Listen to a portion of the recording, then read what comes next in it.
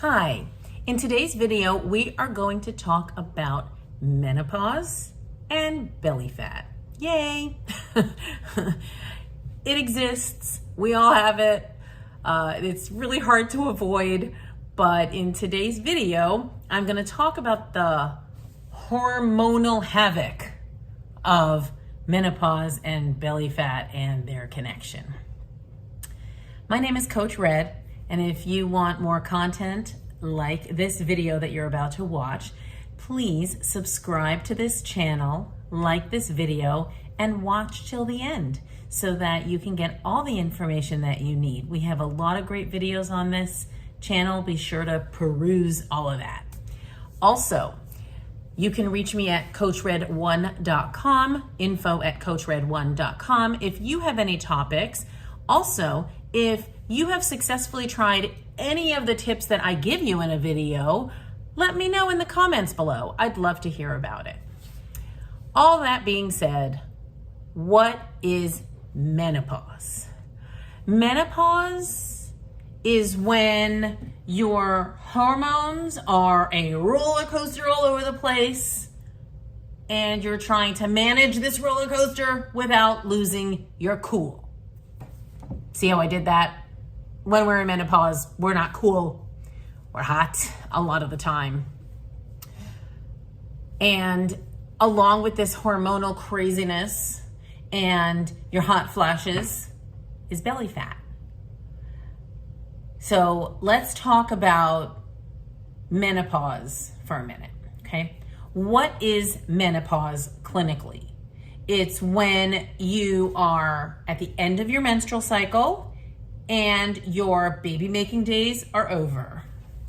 Most of us can embrace that part of it. And I do have another video that talks about symptoms. That's not what this one's about. This one's exclusively how to take charge of your hormones and your belly fat. And typically the range of age that menopause starts with is 45 to 55.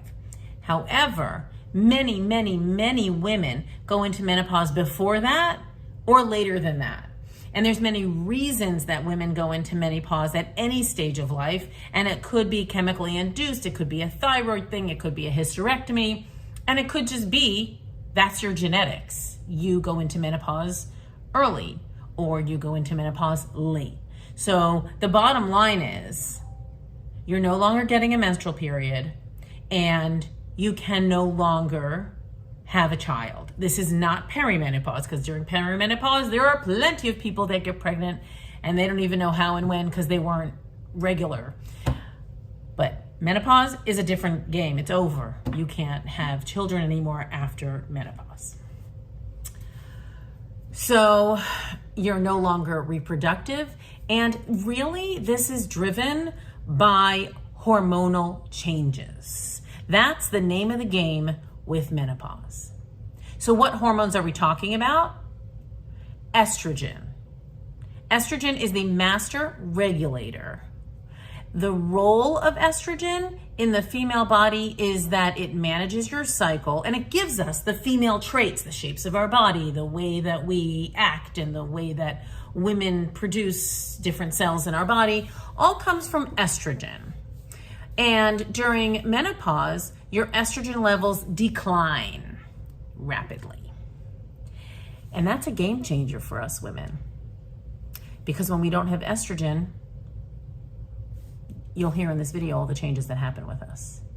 A second hormone that we're also declining in is progesterone.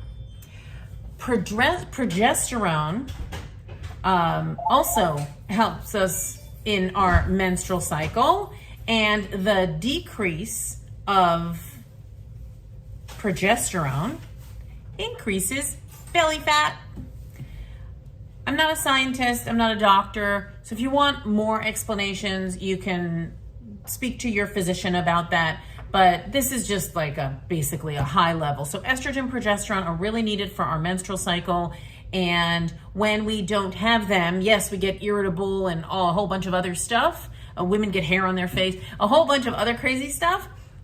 But the bottom line is that a decline in progesterone increases weight gain. That's what we're talking about today. Belly fat and menopause. I gotta tell you though, ladies and women, when I started getting belly fat, I really just thought it was the way I was eating, the way I was exercising or not exercising enough or whatever. It took me a long time and belonging to a support group online to realize that my hormones are making my body fat go in all different places that I never had before. So my body shape has completely changed. And that's what I'm talking about in this video. This is not just about me. Menopausal women, our body shape changes because the fat distributes to the belly. So, remember we talked about the hormones a minute ago? So estrogen is this like super power for where the body fat's gonna go. And estrogen affects the fat distribution. That's what I'm trying to say. So picture this. There's a fairy godmother called estrogen, and a person is not in menopause. They're having a period every month. They're living their healthiest life. And this fairy godmother is sprinkling the fat on the hips and on the legs and in the rear end. And these make us into these beautiful shapely women. And that's the way it goes when you're young. And then as soon as you hit menopause, the same fairy godmother with her loving wand says, oh, we're gonna put some in the belly now. And your hips and your legs don't need it as much. And so now we start getting, instead of this wonderful hourglass figure, we get a pear shape.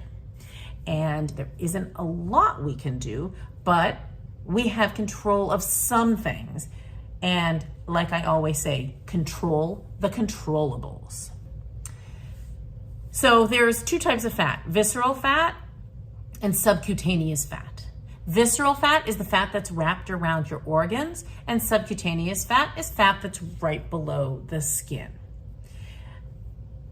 The health risks associated with visceral fat is, they always say, heart disease, diabetes, and that sort of thing. But the truth is, overall fat can raise your risks of heart disease and diabetes and some other medical issues that you don't want. So let's try to get control of it, you know? Let's try to reduce our belly fat, with the one caveat that even with exercise and diet, you can't spot lose. You can't tell your body exactly where to lose. You can do certain exercise that tightens certain muscles in certain areas, and that will make things more compact. But if your body's gonna hold fat somewhere, then that's where your body's gonna hold their fat. So be healthy, be strong, do all the right things to stay healthy and strong, and then you're less likely to have heart disease and diabetes from that.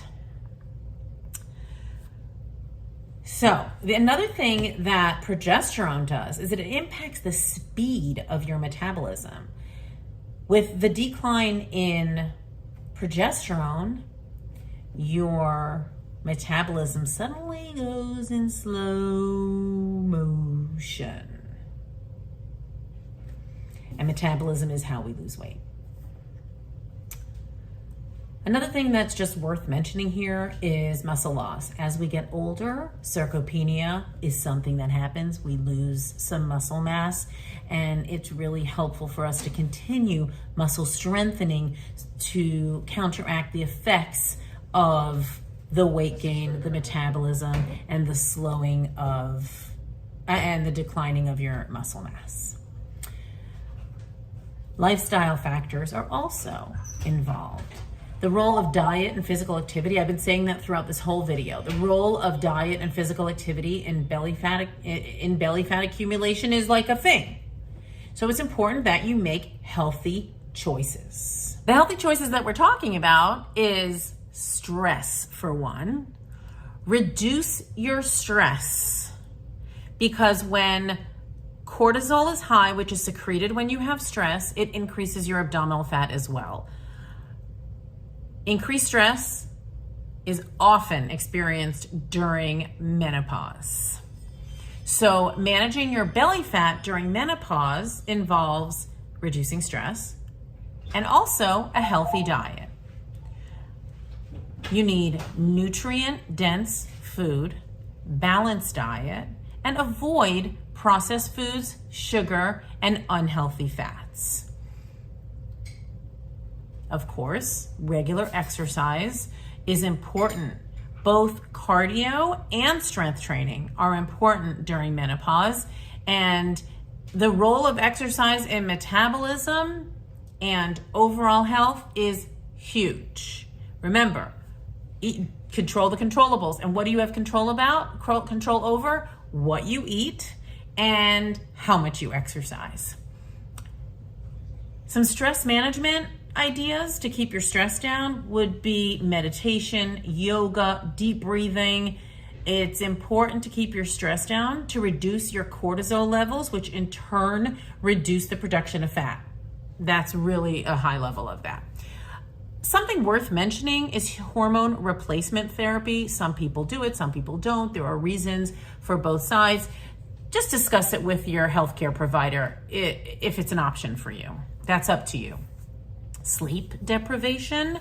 Also, your body needs 7 to 8 hours of quality sleep at night in order to regulate your hormones and prevent weight gain. Hydration, hydration, hydration. Every personal trainer, every health coach, every doctor says drink your 8 glasses of water a day or whatever, however many glasses of water a day. And it helps with so many things, because sometimes you think you're hungry, but if you drink water, you're actually just thirsty. And sometimes people have like a bad taste in their mouth from something they ate, or they had coffee or tea, and they think that a sweet donut or a piece of cake will take that away, and it will. But you know what else will? Brushing your teeth and drinking water. Try it, and you'll see what I mean. And how about portion control? That's the final thing that I want to bring up, is portion control. There's always more. So you don't have to feel like you're taking these huge heaps on your plate, and that way you'll have the amount of food that you need. Take less than you think you'll need, put that on your plate, and okay, we'll talk about balance in a minute, but put that on your plate. And if you want more, go take more. But why put so much on your plate the first time? Go back to the pot and put more on if you're still hungry after 10, 15 minutes. And as far as balanced portions go, I believe they're calling it the pyramid, the health pyramid. I'm not even sure. Whole grains, vegetables. Start looking at cruciferous vegetables like root vegetables and kale and spinach, dark green leafies. Things that are really, really good for us are things that as a kid you probably never thought you'd eat. I didn't like peas as a kid, and now it's like a huge source of protein for me. So consider that. Balanced portions, watching your caloric intake, but also just making sure that everything you eat is quality food. So I want to summarize the key points, because there were a lot of key points that I have here. I'm looking at my outline now off screen. So we talked about what menopause is, and it's basically your estrogen and your progesterone that are decreasing, and the fat distribution is really not optimal. It's not what we wanted. And so there are certain things that we can do, because control the controllables. And there are certain things that we can and cannot do. So reducing stress, we discussed in this video, getting optimal sleep, hydration, regular exercise. For some of you, hormone replacement therapy is going to be an option, and portion control. That is my entire blurb on menopause and belly fat. If you need help and guidance and support in your journey to help you through menopause, or to help you through any other health journey or life and relationship journey, just reach out. just reach out to me at info@coachred1.com and we can get on a call and see if we're fit to work together. In these comments, I really want to hear about your thoughts on menopause. So please let me know what you thought and if you tried any of the things that I recommended and what the wonderful results were for you. I'm Coach Red, and I look forward to hearing from you. Thank you for watching. You can always check me out at coachred1.com for lots of blog posts and videos and other important information that you can use as a parent or in life. Please subscribe and click the notification button so that you never miss a video from Coach Red.